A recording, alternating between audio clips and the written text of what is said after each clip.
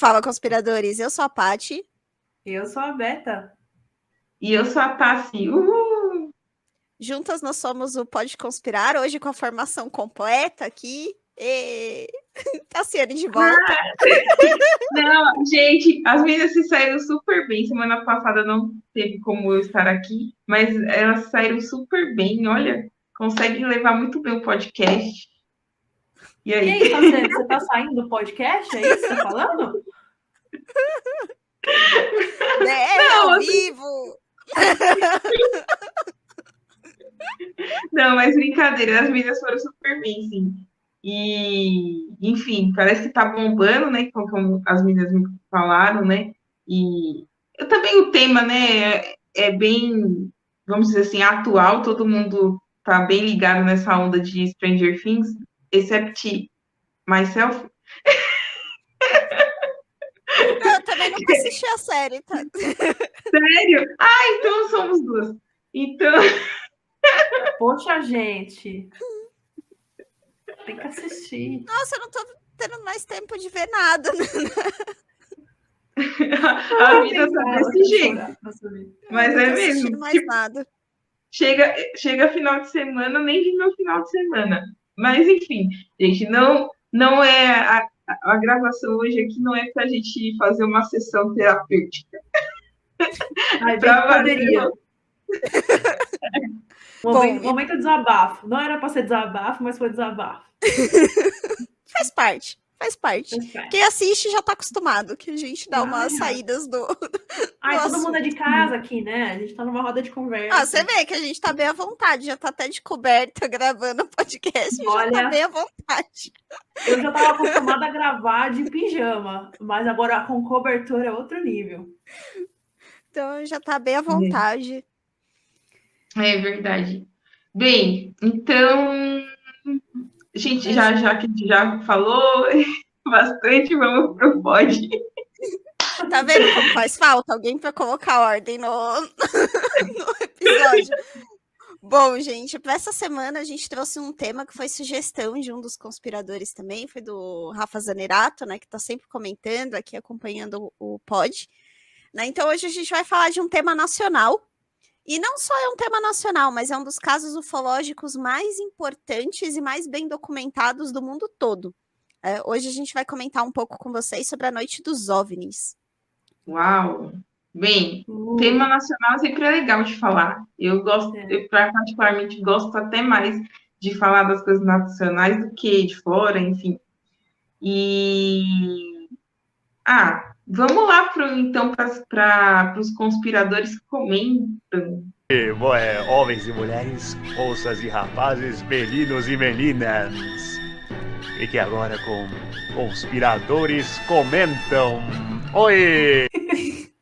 Bom, no nosso último episódio, né, que foi sobre o Hellfire Club, a gente teve um comentário lá da Adriana, né, falando sobre o primeiro like, né, o primeiro like foi meu, meninas. A Adriana também tá sempre lá presente nos vídeos, né, então obrigada, Adriana, né, por ouvir, se tiver sugestões, tiver... puder compartilhar com alguém que gosta do tema, a gente sempre deixa esse recado aqui, porque isso ajuda bastante o podcast. Sim, lembrando que você pode interagir com a gente pelos nossos canais, então a gente tem o @podeconspirar no Instagram, a gente tem o Facebook também, tem o nosso chat, os nossos comentários do YouTube. Se você não sabe, a gente tem um canal no YouTube que também Pode Conspirar, é só procurar no YouTube. Nos avalie nos streamings, nós estamos na maioria dos streamings, então nos avalie lá, principalmente na Apple Podcast e no Spotify, para ajudar o algoritmo a reconhecer que o nosso conteúdo é bom. E interaja com a gente gosta de receber feedback, a gente gosta de ideias. Por exemplo, esse podcast, esse tema, foi uma ideia de um dos nossos ouvintes, né? Então, é muito bom ter essa interação com vocês. Então, fiquem à vontade para interagir com a gente. É verdade, gente. Fora que também temos agora, né, uma novidade que é o canal no Reddit. Esqueci de colocar o Reddit. O Reddit agora. Começar a movimentar aquele Reddit lá.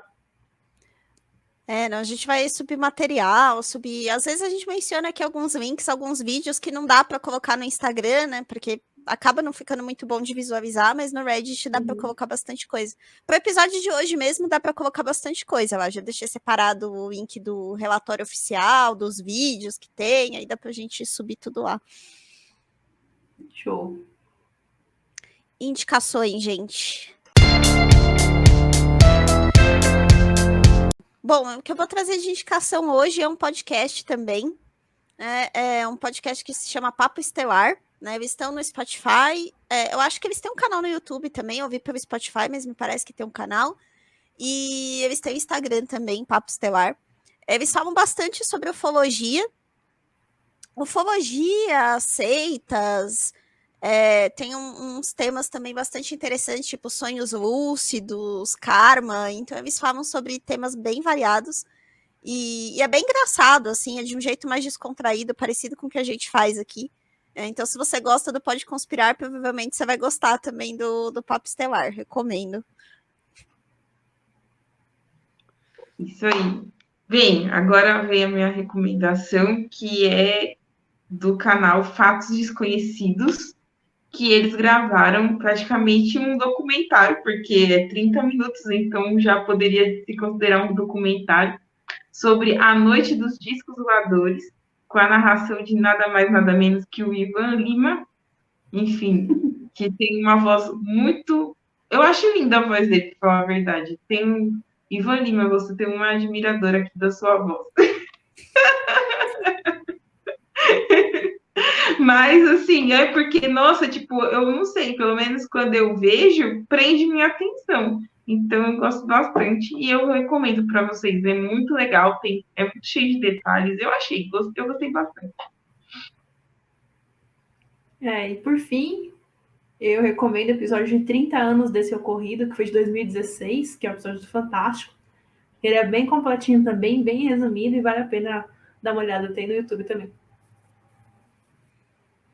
Beleza, bora pro tema, então. Nossa, eu já tô assim.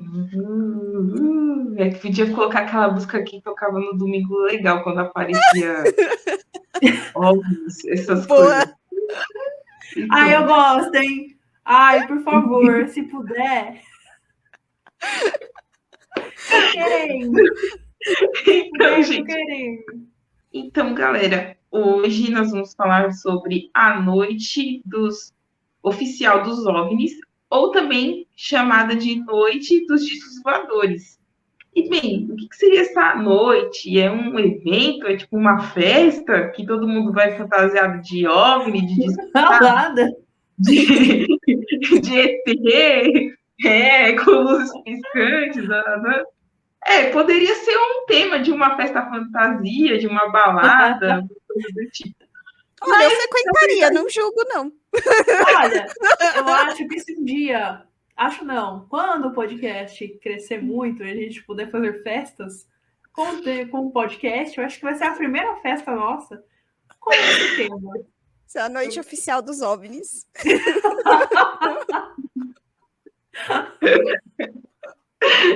Mas então, bem, podia ser mesmo uma festa, mas porque foi um momento bem agitado, para falar a verdade, uma noite bem agitada.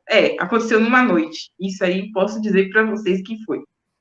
Então, em 1986, mais precisamente no dia 19 de maio daquele ano, né? Então, isso já tem 36 anos, esse fato. Foi um dia assim, histórico para a história da ufologia e da aviação brasileira. O que aconteceu nesse dia? Objetos luminosos, resumidamente falando, foram flagrados, né, voando em diversas rotas aéreas. E, bem, os registros, né, vamos dizer assim, dessas luzes, dessas coisas piscantes, né,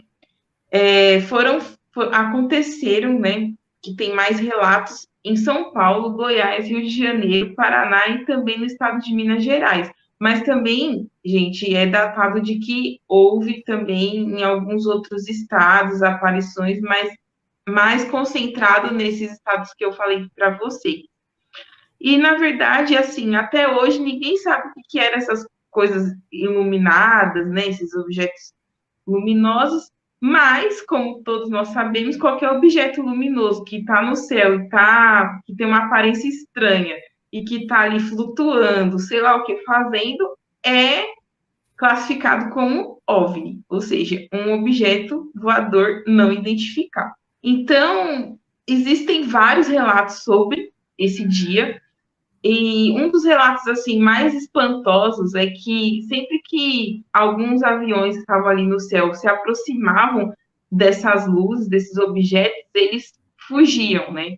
E esses objetos, eles conseguiam atingir velocidades superiores à do som, voavam em zigue-zague e era algo assim, para quem observou naquele dia, algo assim impossível de acontecer.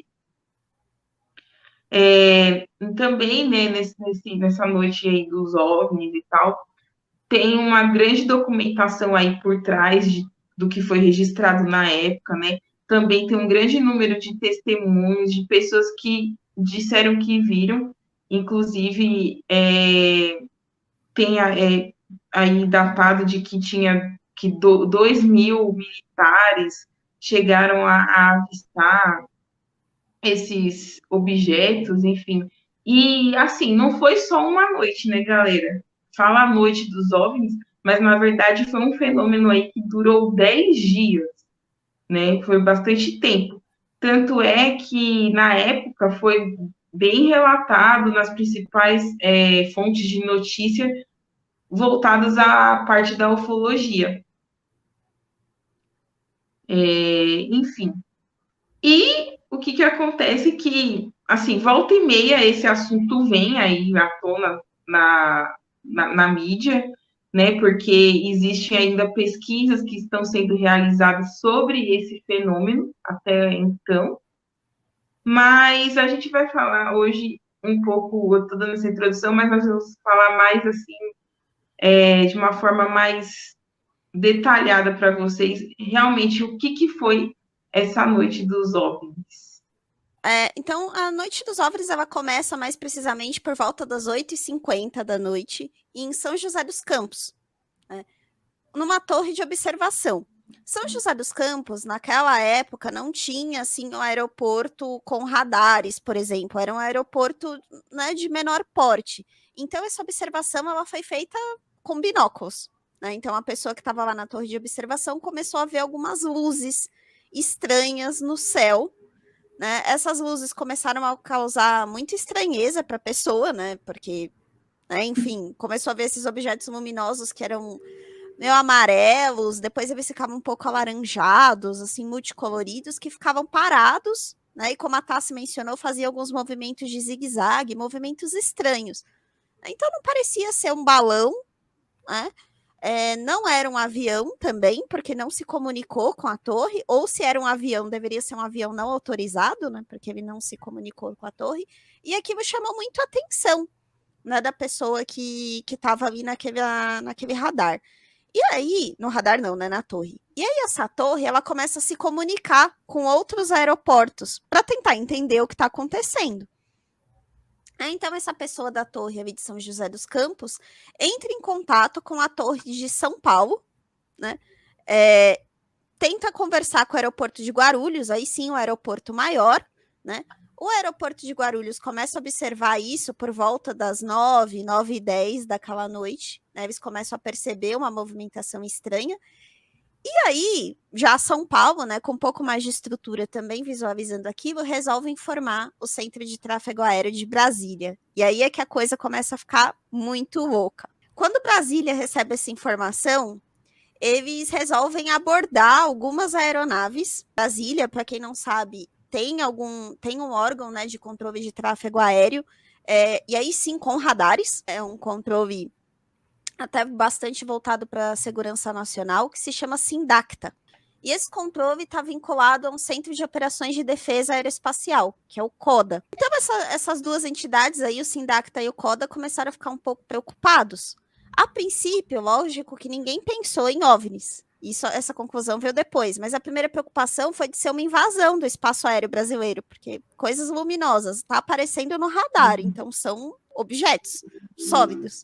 Isso começou a gerar muita preocupação. E aí eles começaram a abordar algumas aeronaves, e uma dessas aeronaves que foi abordada era uma aeronave Xingu, não, um turbohélice Xingu, que estava próximo a Poços de Caldas. O que tem de especial nesse avião é que ele estava sendo pilotado pelo Alcir Pereira da Silva, com a presença também do coronel Osiris Silva. O que tem de especial no Osiris Silva é que ele era nada mais, nada menos do que o ex-presidente da Embraer. E naquele momento ele estava voltando de uma cerimônia em Brasília e tinha acabado de ser nomeado presidente da Petrobras. Então a gente está falando de uma pessoa, né, tinha acabado de se reunir com o presidente da época, que era o Sarney, e ele tinha sido nomeado como presidente da Petrobras. E ele foi abordado aí pelo Sindacta, perguntou para ele, falou, né, você tá aí voando, tal, você tá vendo alguma aeronave próxima de você?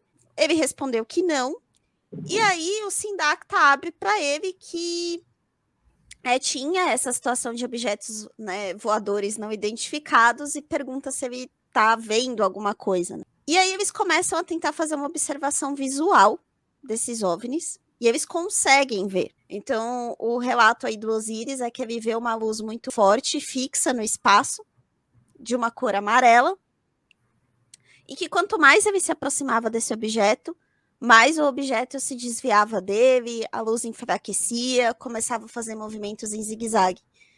E aí, eles decidiram seguir essas luzes, né? E aí é engraçado que tem um depoimento do próprio Alcir, que ele fala que ele estava morrendo de medo de fazer isso, porque em todas essas histórias de gente que perseguia objetos, a pessoa desaparecia, né? Então, esse aí ia ser um bom ouvinte pro Pode Conspirar. Eu tava ligado que é melhor não seguir essas luzes estranhas.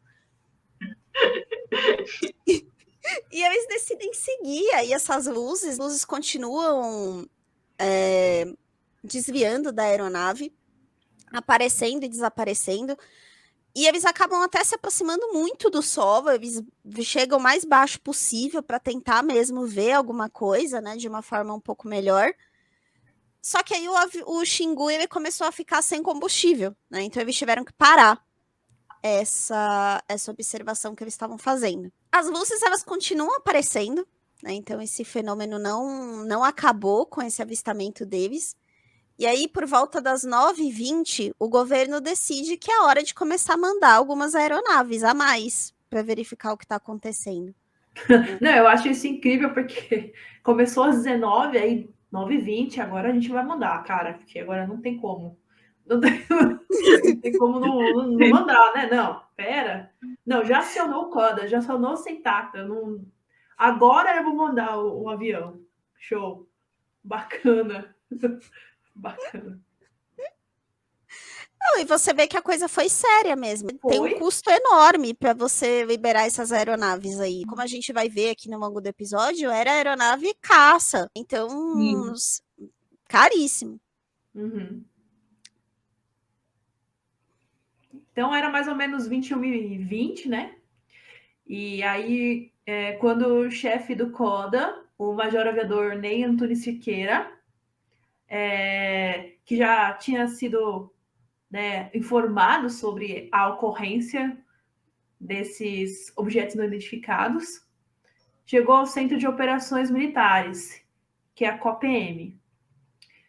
A primeira providência dele foi acionar um avião alerta de base aérea de Santa Cruz, no Rio de Janeiro, para que esse interceptasse o alvo não identificado.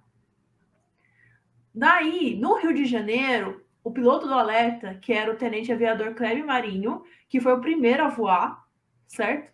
Tem até depoimento dele na internet. Não tem? Não tem? Tem. Porque eu vi um trechinho bem pequenininho.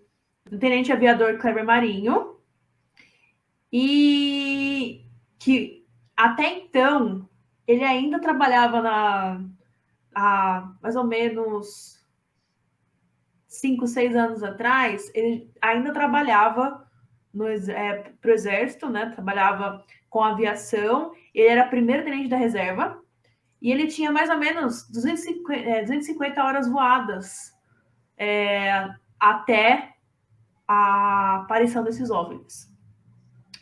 E aí ele mesmo fala que, como piloto de alerta naquele dia, foi contatado pelo oficial de permanência na Vila dos Oficiais, local onde morava. A informação passada era de que o piloto de alerta havia se estacionado, e então, por doutrina e treinamento, eu me dirigi diretamente para o avião, e só depois da decolagem é que recebi as específicas instruções necessárias para a missão. Então, ou seja, ele foi para o avião, somente obedecendo, e não sabia o que ele ia encontrar. Certo? Então, quando era mais ou menos 22h10, ele foi atrás do alvo. Bom, e aí ele continua, né, aqui falando sobre essa missão, né? Ele explica aqui que os alvos, né, que eram os OVNIs, eles não tinham nenhum equipamento que transmitisse nada de onda eletromagnética. Então não dava nem para saber a que altura que eles estavam voando, né? E toda orientação que foi dada, isso ele fala que literalmente, toda orientação que me foi dada era para que eu fizesse procuras visuais. De acordo com os radares de Brasília, eu deveria olhar para as minhas 2 horas e 11 horas, alto e baixo, mas eu não via nada. Eu estava bem acima da fábrica da Embraer e nada havia avistado até então. Em função desses alvos aglomerados na minha esquerda, o comprovador pediu que eu fizesse uma curva pela direita e voltasse em direção a Santa Cruz, com 180 graus defasados. Eu efetuei a curva, estabilizei a aeronave na proa que ele havia recomendado e, como pedido, comecei a fazer uma varredura visual. Foi neste momento que eu avistei uma luz muito forte que se realçava em relação a todas as luzes no litoral. Estava um pouco mais baixa do que eu. A impressão nítida que tive naquele momento era de que ela se deslocava da direita para a esquerda. Olhei para aquela luz. O seu movimento era muito evidente para mim. Perguntei à defesa aérea se existia algum tráfego naquele setor no momento, devido à proximidade com a rota da ponte aérea. Fui informado que não. Não existia nenhuma aeronave no local naquela hora. Informei então ao comprovador que eu realmente estava vendo a luz se deslocando na minha rota de interceptação. Foi naquele momento que eu pude ter uma noção da altura do contato, algo em torno de 17.000 pés. Imediatamente recebi instrução de aproar e prosseguir com a aproximação. Então, vocês veem que eles não tinham mesmo noção daquilo que eles estavam vendo, né? O Kleber fala também, no depoimento dele, que inclusive aparece no relatório oficial da Noite dos OVNIs, que a orientação que eles receberam, os pilotos, foi de apagar todos os tipos de luzes que poderiam identificar as aeronaves e entrar em algo que eles chamavam na época de modo rojão, que era a aeronave toda apagada, né, com canhões, eram caças, eram aviões de guerra, então eram aviões com armamento, mas com a orientação de não atirar. Não sei se todo mundo sabe, mas o Brasil, assim como qualquer outro país que tenha, né, forças armadas, defesa, tem um protocolo para tratar com OVNIs. Né? Existe um protocolo de como você aborda objetos voadores não identificados. E o protocolo do Brasil é o de adotar uma postura não agressiva. Foi justamente o que eles fizeram. O Brasil não é um país que tem estado de guerra com nenhuma outra nação, né? Um local relativamente neutro em relações internacionais. Então, o protocolo é observar, que foi justamente o que eles fizeram. Né? Então, eles foram armados, se fosse alguma coisa, né? Eles tinham que estar preparados, mas a orientação que todos eles receberam foi de tentar manter contato visual, não atacar esses OVNIs e ver o que eles iam fazer. Eu nunca imaginei que existe um protocolo para poder, enfim, reagir a OVNIs. Tem todo um protocolo, tipo, formalizado de como as Forças Armadas devem tratar esse tipo de situação. Tá bom, né? Coisas de Brasil. Mas não é Brasil, né? É no mundo inteiro, assim. Cada país tem um protocolo diferente.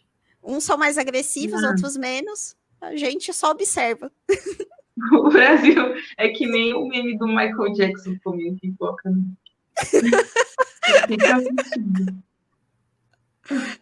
Não, até fazer um parênteses aqui. É engraçado que brasileiro consegue tentar encontrar humor nas coisas, mesmo nas situações mais absurdas, né? Imagina.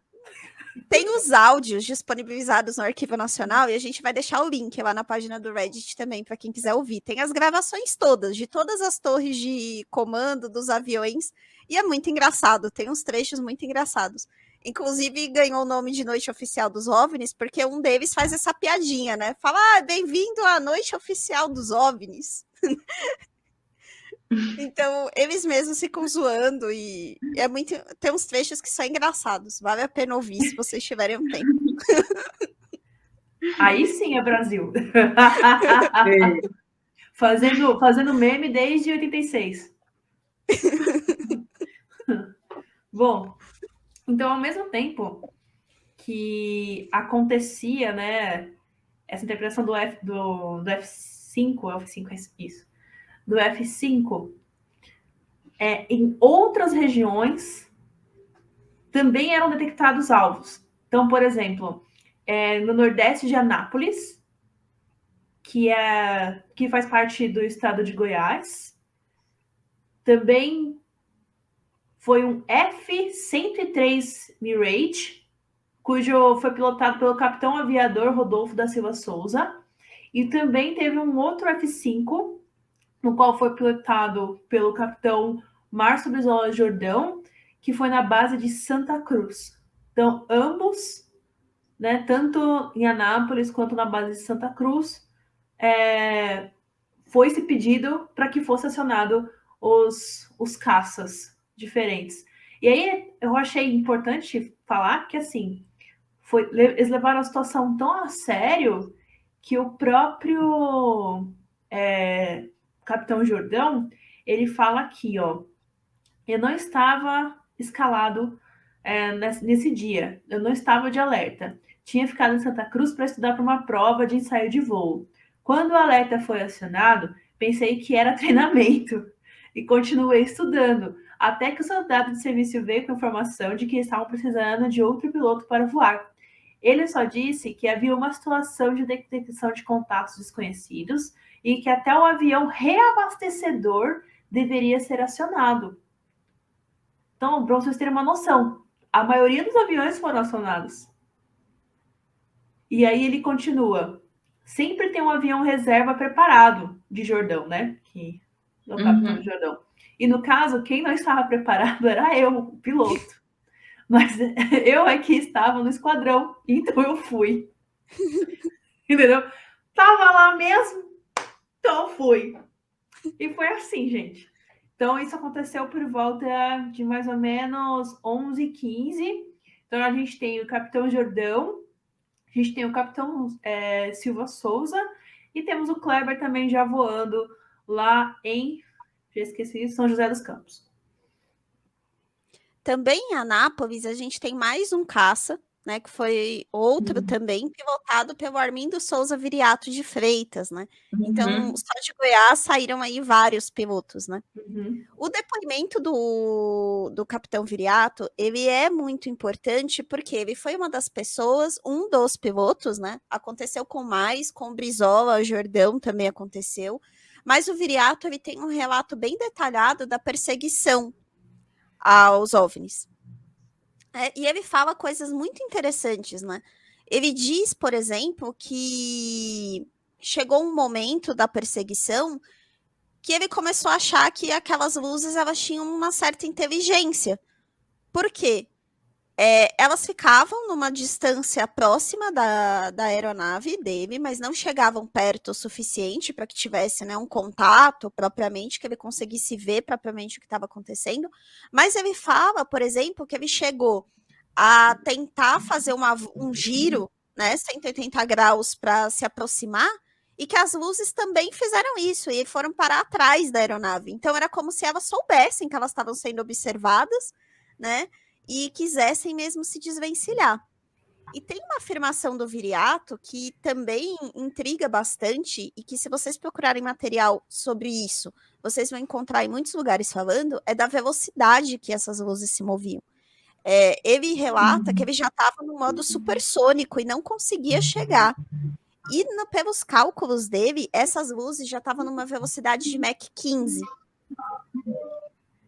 Meus conhecimentos em aviação se resumem a Top Gun. Então, assim, eu fui procurar o que era a velocidade Mach para conseguir, né, explicar isso. Então, para quem também não sabe, que também só conhece com Top Gun, né? A velocidade Mach, ela é a velocidade de um objeto em comparação com a velocidade do som, né?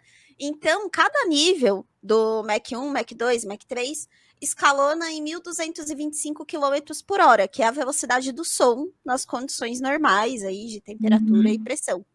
Então, o Mach 2, uma aeronave já está em 2.450 km por hora, ou seja, né, 2 vezes aí a velocidade do som. Para uma aeronave ser considerada supersônica, ela tem que chegar pelo menos no Mach 5, que já é 6.130 km por hora. Para vocês terem uma ideia, a primeira notícia de um experimento com Mach 20 veio em 2011, em um dos aviões militares dos Estados Unidos, mas ele só conseguiu manter essa velocidade num curto espaço de tempo, um espaço pequeno. Então, vocês imaginam, em 86, existir algo que consiga chegar a Mach 15.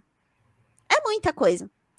Claro que a gente tem que levar em consideração que ninguém mediu isso, né? É um depoimento do capitão e vamos combinar que numa situação como essa, ninguém está no seu melhor, né? No seu melhor juízo para avaliar qualquer coisa. O cara está nervoso, com medo, normal.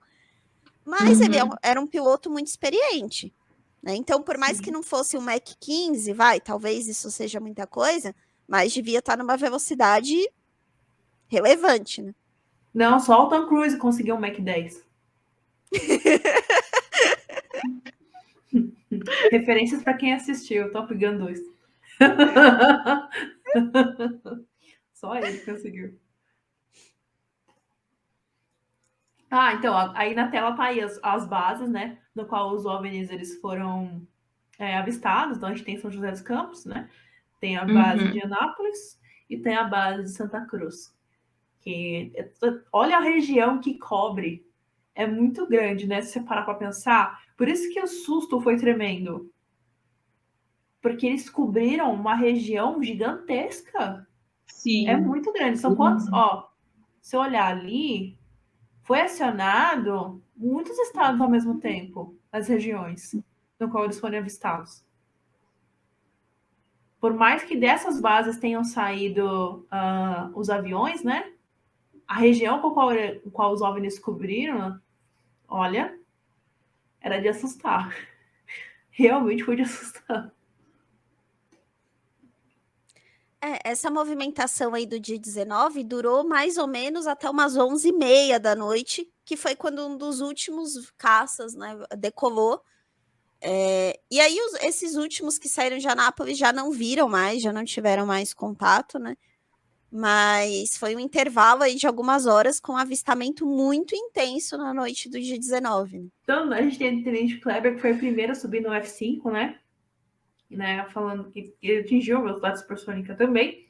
Ele começou em direção à luz, e no momento da interceptação, tem no seu depoimento, ele fala o seguinte: comecei a descer, indo diretamente para o alvo, mas tomando todo o cuidado possível, pois poderia ser uma possível ilusão de óptica, proporcionada pela visão noturna.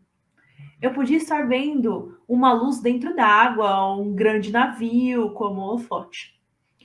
Por esse motivo, eu não quis ficar apenas com a orientação visual e liguei meu radar, mesmo sem instrução de fazê-lo. E realmente, a cerca de 8 a 12 milhas, um alvo apareceu na minha tela, confirmando a presença de algo sólido na minha frente. Isso coincidia com a direção da luz que eu havia avistado. Nos radares que equipavam os caças da época, o tamanho do plot varia de acordo com o tamanho do contato. O radar indicava um objeto de cerca de 1 centímetro, o que significa algo na envergadura de um jumbo, ou seja, 64 metros. Então, imagina o tamanho. Por isso que eu frisei. O tamanho de cada aeronave. 74 metros. E Muito. Cara, Mach 15 é inimaginável nas condições humanas. Não tem como imaginar ser algo humano. Pelo menos se eu estivesse dirigindo, né? Pilotando o avião. Dirigindo o avião, entendeu? Se eu estivesse dirigindo o avião e eu visse algo do tipo, eu nem sei nem como é que eu responderia. Eu acho que eu não teria frieza suficiente para poder responder, sinceramente. Quem acredita, né, que são extraterrestres faz até um paralelo com a teoria do Bob Lazar, né? Quem lembra quando a gente falou sobre o Bob Lazar, ele fala justamente isso, que as criaturas alienígenas têm essa tecnologia que permite que elas atinjam velocidades supersônicas com uma energia muito mais aproveitável e sustentável do que a gente tem. Então, quem acredita aí nos OVNIs faz esse paralelo, né? Fala que é essa tecnologia que o Bob Lazar menciona que os alienígenas têm mesmo, por isso que eles conseguem.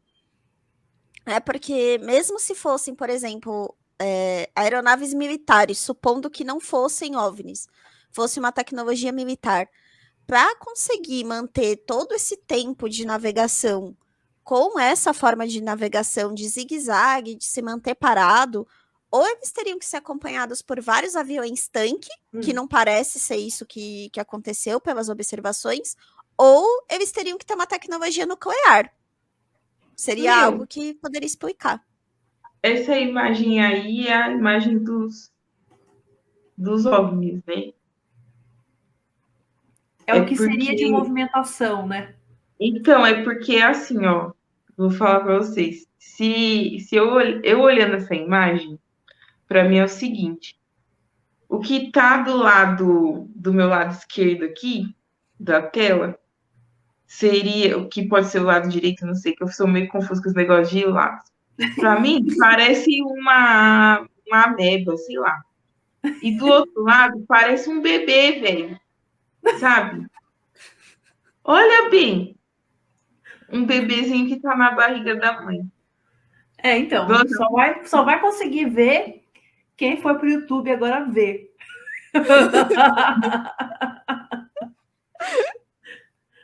Nossa, meu, eu tô pensando assim, será que isso é sério mesmo? Porque tá muito tipo, sei lá. Agora veio um momento pensando se essa teoria é real. Brincadeira. Não que eu tô falando aqui, né? Mas é por causa que, sei lá, não, eu viajei, gente, desculpa. Não, mas essa sua indagação, Tassi, muita gente faz também sobre as fotos, não sobre o evento, né, dos OVNIs, mas sobre as fotos. Até fazendo esse paralelo, né? Essas fotos, elas foram tiradas por um fotógrafo.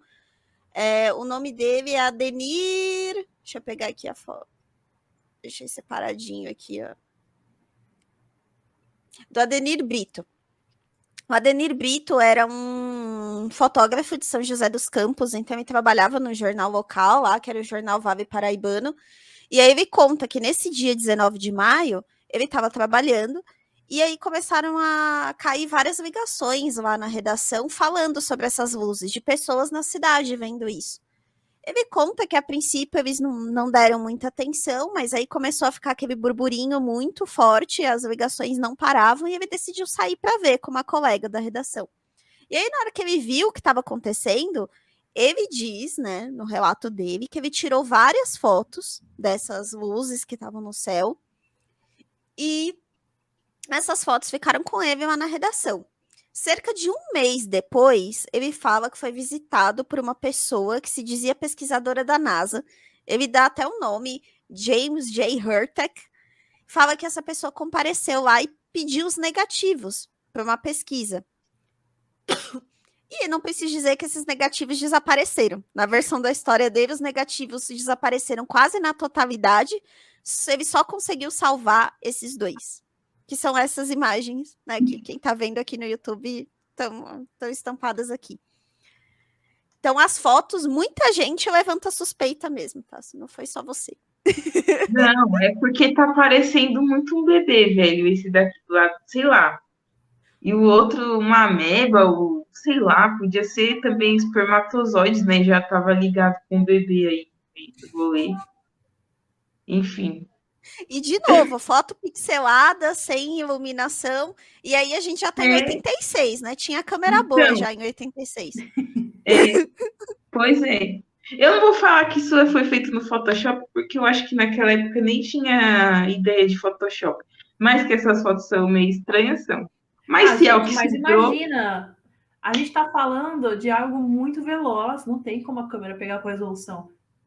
Uma câmera normal. Principalmente pensando em 86. O que eu é, acho estranho das fotos não é nem as imagens em si, mas, pô, você tira esse tipo de foto, você não tem uma cópia desse negativo, Ah, sabe? não. Isso então, daí isso é E você nunca historinha. publicou, você é um repórter, aconteceu um negócio desse, em um mês você não publicou nenhuma dessas fotos. Isso pra mim é que não casa muito na história, sabe? Não é nem tanto a imagem em si, mas a história é muito esquisita. O que concordo plenamente. aconteceu, aconteceu. Tá documentado. Isso daí, pelo menos pra mim, não tem dúvida Sim, que aconteceu. Agora, as fotos, eu tenho minhas dúvidas se realmente são reais. Não, fato. sim. Concordo. Já começou a primeira fake news aí. Fake news. Pois é. Então, não foi só os aviões, né, das bases militares que avistaram esses OVNIs, mas também um avião comercial que fazia uma rota entre Guarulhos e Galeão, né, São Paulo, Rio de Janeiro, no qual era um Uhum. Boeing 707, era um cargueiro, onde a gente tem como comandante o Geraldo Souza Pinto, o copiloto Nivaldo Barbosa, engenheiro de bordo Guntzel e o então capitão aviador Oscar Machado Júnior. Quando eles estavam voando, o Souza, né, o capitão, comandante Geraldo Souza Pinto, ele deu testemunho falando que quando cruzávamos cerca de 12 mil pés, o Sindacta nos chamou no rádio e pediu para confirmássemos se víamos algum tráfego na posição de 11 horas.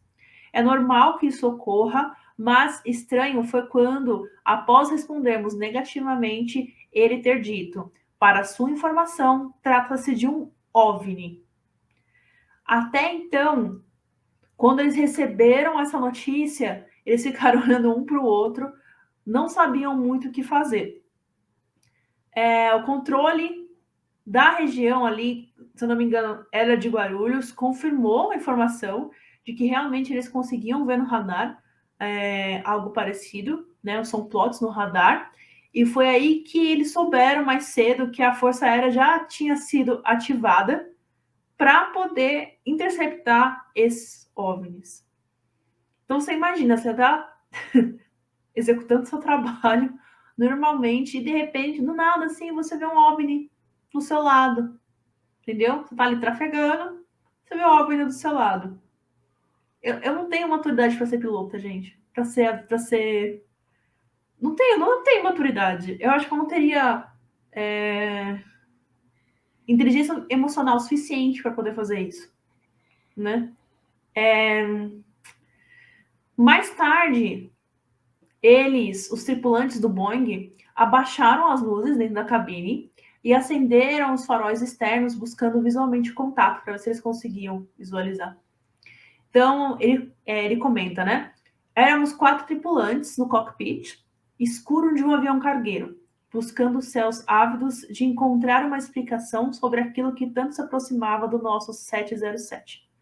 De repente, eu olhei para o Nivaldo e reparei na expressão dele, como se ele quisesse me mostrar alguma coisa.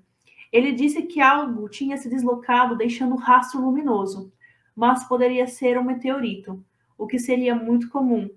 O controlador nos avisou, então, que o alvo havia se deslocado em alta velocidade para a nossa direita, atingindo, em fração de segundos, uma velocidade incrível, algo acima de Mach 5. Um ser humano não aguentaria uma aceleração dessas. Ele morreria com tal deslocamento. Naquela época, para aquela tecnologia, com aqueles aviões que eles tinham, tá certo? Então você imagina o susto que o Nivaldo devia ter sentido. Se nem ele que é treinado teve inteligência emocional para isso, imagina eu que não tenho. Não. Se tem uma coisa que eu tenho medo é de OVNI. Porque eu realmente acredito que exista, tá? Minha opinião. Eu realmente acredito que exista. Mas eu tenho muito medo. Porque coisas desconhecidas eu tenho medo, né? Assim como qualquer ser humano. Ah, eu sou da opinião do Alcir. Todo mundo que se mete a seguir essas coisas aí acaba desaparecendo. Então eu não ia. Sinto muito, mas eu não ia atrás, não. Justo. Todo mundo assiste, né? Filme de terror. A gente sabe que não pode fazer isso. Não pode seguir, gente. Não pode. Eu também tenho medo disso aí. Nada, não, para. Até porque eu acredito que ETs são, bem, eu não vou falar aqui no podcast, porque senão, né? Mas eu tenho uma crença do que seriam os ETs, então é O isso que seriam aí. os ETs? Hã? O que seriam os ETs? Bem, eu tenho uma visão espiritual das coisas, então para mim eles são demônios. Em naves? Ué, eu acredito nisso. Eita, pega. Agora eu fiquei com mais medo ainda. Piorou. Não ajudou. O que já era ruim, piorou. Eu acredito nisso, mas enfim. Ai, que medo. Bom, teve um relato também que eu achei interessante de que não foi só no Brasil, né? Tem alguns relatos também que apontam que a Argentina chegou a visualizar uma movimentação estranha no Brasil e também entrou em contato para entender o que estava acontecendo, né? Porque ela também pegou pelos radares uma movimentação super estranha de objetos voadores não identificados. Então, eles entraram em contato, assim, né? Tá tudo bem, né? Tem alguém invadindo vocês aí do lado, né? Tá tudo certo. Tudo bem, Ai, amiga? Tem alguém aí na sua área. E uma das coisas mais interessantes sobre esse caso, né? Que foi até o que a Tassi comentou no começo do episódio, né? De falar de casos brasileiros. É que a ufologia brasileira, ela é uma das... o Brasil, né, é um dos países com eventos ufológicos mais bem documentados do mundo, né? Então, isso faz a Varginha, por exemplo, Operação Prato, que a gente já tratou aqui no outro episódio, aqui, Noite dos OVNIs, são fenômenos muito bem documentados, né? Esse da Noite dos OVNIs, por exemplo, tem áudio, tem relatório da Força Aérea, do Exército, relatos de várias pessoas.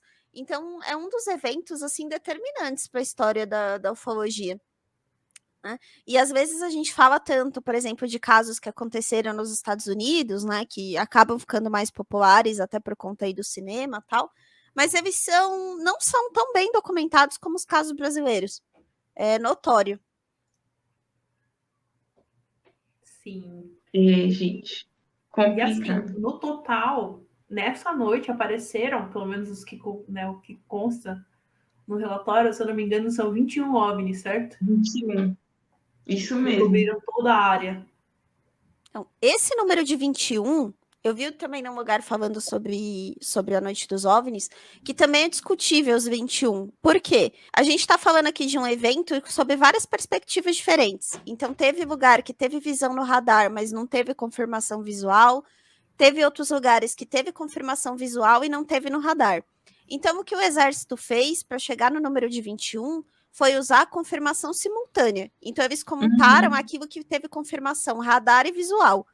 Mas o número pode ter sido maior. Nossa. Sim, sim.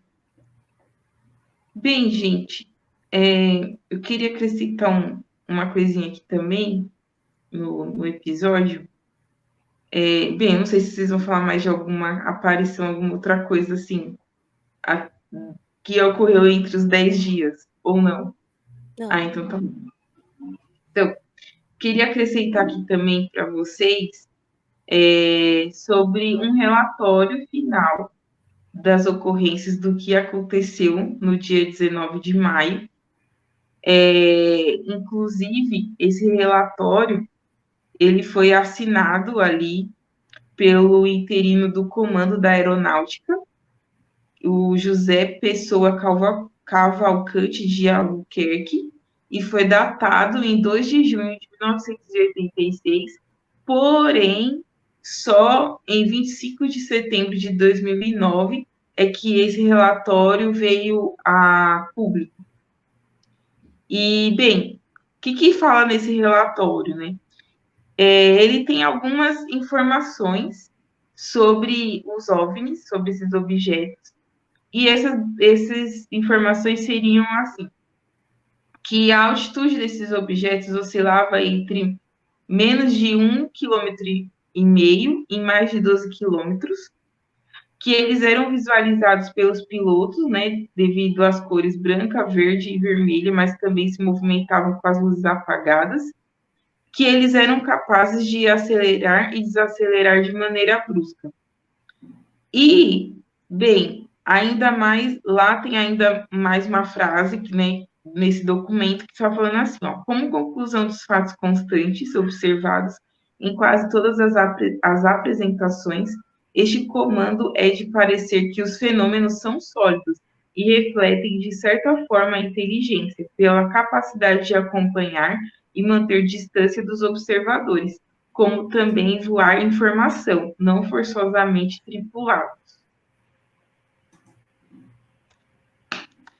É isso aí. É isso aí. E até hoje, né, os relatos desse caso, eles ainda não têm uma conclusão. Então, é o que a gente falou aqui, mas não se sabe ao certo realmente porque aconteceu em diversos locais diferentes essas aparições. Então, não tem uma coisa assim exatamente concreta, são só diversos relatos. Mas, né, como a gente falou aqui, não se descarta a hipótese da vida inteligente em outros planetas, se é que a gente poderia falar que é vida inteligente, né? Enfim. Mas... E foi tão impactante tudo isso que aconteceu que e isso é uma particularidade de caso, né, que em ufologia é difícil acontecer. Teve uma coletiva de imprensa sobre isso. Né? Então, no dia 23 de maio, teve uma coletiva de imprensa envolvendo o ministro da Aeronáutica da época, que era o brigadeiro Otávio Júlio Moreira Lima, que inclusive nos grupos de ufólogos, ele é meio que, assim, um ídolo dos grupos de ufólogos por ter revelado isso, né, na coletiva de imprensa. E aí, nessa coletiva, participou os pilotos que viram, né, e o Osiris Silva também, né, que foi uma das primeiras pessoas que viram que a gente mencionou, que era o presidente da Embraer. Entre as coisas que o brigadeiro falou nessa coletiva de imprensa, que chamam bastante atenção, é que ele fala o seguinte, que radar só detecta superfícies sólidas, objetos metálicos e nuvens, massas pesadas. Não havia nuvens nem aeronaves convencionais na região. O céu estava limpo. Radar não tem ilusão de ótica. Só podemos dar explicações técnicas, e não as temos. Seria muito difícil para nós falarmos sobre a hipótese de que esses objetos seriam de origem extraterrestre. A hipótese de uma guerra eletrônica é muito remota, não é o caso aqui no Brasil. É fantástico, os sinais nos radares eram bem claros. Ou seja, né, ele deixa aqui que explicação técnica para o que era exatamente ele não tinha. E o Osiris Silva, que vale lembrar, o cara era presidente da Petrobras, então ele não ia ficar se expondo por qualquer coisa. Né? Ele falou também nessa coletiva de imprensa umas coisas bem interessantes. Ele fala aqui que quando nos aproximávamos de São José dos Campos, a bordo do avião Xingu, Brasília pediu para observarmos alguns pontos que estavam sendo detectados pelo radar e que não estavam registrados como voos regulares. Na altura de 600 metros, vimos pontos luminosos, de cor laranja avermelhado, com brilho muito intenso. Tentamos nos aproximar das luzes, mas desistimos. As luzes apagavam e acendiam em lugares diferentes, 10 a 15 segundos. Observamos variações muito rápidas de velocidade. As luzes tinham presenças reais, eram alvos primários no radar, alvos positivos, uma coisa concreta. Se não fosse detectado pelos radares, eu não teria falado nada. Está registrado em fitas pelo radar. Uhum. É. Ou seja, algo existia, né? Uhum. E aí tem as hipóteses, né? Do que poderia ser. Eu vi algumas aqui, né, para dividir com vocês. Uma fala em um fenômeno parecido com uma aurora boreal, né, que poderiam ser essas luzes. Acho que isso não faz sentido porque não seria detectado por um radar. Eu Perfeito. também acho que não. Tem uma tese que fala de humanos do futuro, que não são extraterrestres, mas sim humanos de outras dimensões do futuro vindo Rick and visitar Morty! o planeta Terra. Rick and Morty! Chocada. Essa é boa. Essa eu gosto. Tem a tese de que poderia ser uma chuva de meteoros, que eu também acho que não faz muito sentido, porque meteoro não vai ficar parado, fazendo zigue-zague. Uhum. Tese de armas, né, que fala que pode ter sido algum teste do exército, seja do exército americano ou até da própria Rússia, É. mas não Pode sei. ser. Acho que existiriam regiões mais remotas para fazer esse tipo de teste do que no meio de São Paulo, né? Ficaria muito em evidência, né? Sei lá. Não sei, de É. repente os países que supostamente fizeram esses testes aqui, porque não é mais do que uns testes, do que teste, né? Achavam que não ia dar em nada. Pode ser. E a tese dos ETs, né? Que é a mais aí divulgada e que até hoje circula. E aí tem até também, dentro dos próprios ufólogos, tem aqueles que acham que essas luzes, na verdade, eram naves de espionagem, né? Então elas não tinham nenhuma intenção de fazer nenhuma interceptação, por isso que elas só se mantinham perto, porque elas só estavam observando. Uhum. E tem também a tese até de que elas eram não tripuladas, que eram drones, né? Por isso que como se fosse uma espécie de drone, né? Por isso que elas conseguiam chegar aí a Mach 15, Mach 20 de uma forma muito tranquila, né? Porque não era tripulado. Enfim. Não sei. Não sei como julgar isso. No ar. Não, e o mais legal, né? Que isso é a cara do Brasil também. Na coletiva, eles falaram que iam divulgar o relatório em 30 dias. Ah! Esses 30 dias se transformaram em anos. É o Brasil mesmo. Isso é muito Brasil. Não tem muito mais, né, o que falar. Acho que a gente já falou muito. Não, a história é muito complexa. Assim, se for contar em detalhe, vai levar horas e horas a fio aqui. Né? Então era bom mesmo a galera ler, quem puder, né, ver as partes do relatório e ver as recomendações que a gente sugeriu aqui para poder complementar a história. É uma história muito legal, acho que vale para a gente, né, entender até a riqueza aí de ufologia brasileira. Né? Até um dos primeiros casos que se tem de abdução, de contato é brasileiro. Né? Tem muita coisa, muito documento. E é um caso super interessante. Assim, essa reportagem do Fantástico é muito boa. Acho que para quem quer um resumão bem feito assim, do que aconteceu, é muito legal. Os áudios também é bem legal de ouvir. Né? A gente vai deixar tudo nos links lá do Reddit para vocês. Gente, eu só não quero encontrar um OVNI na minha frente, nenhum ET. Muito menos um demônio.